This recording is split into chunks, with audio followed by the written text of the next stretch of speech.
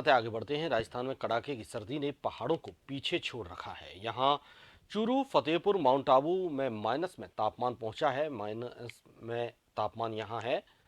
Mount Abu में तापमान -6 degree और जयपुर के जूमनेर में पारा -4 डिग्री सेल्सियस पर रहा। तो वहीं अधिकतर जिलों में तापमान 5 डिग्री के आसपास जमा हो गया है, जिसके चलते लगातार तीसरे दिन भी उसकी बूंदें जमी नजर आईं। तो वहीं आज भी 5 शहरों में तेज सर्दी का ऑरेंज अलर्ट जारी किया गया है। हालांकि 7 जनवरी से सर्दी में थोड़ी राहत मिलने की संभावना है। आज आम दिनों के बनस्पत ज़्यादा सर्दी है। टेम्परेचर लगभग -3-4 के आसपास होना चाहिए, क्योंकि पक्षियों के दाने के और पीने के लिए जो पानी रखा जाता है, ये उसमें लगभग 8 mm मोटी परत बर्फ़ जम गई है। हम गाज़ियाबाद से आए हैं यहाँ माउंट आबू, और हमें पता चला कि आज -6 डिग्री टेम्परेचर है।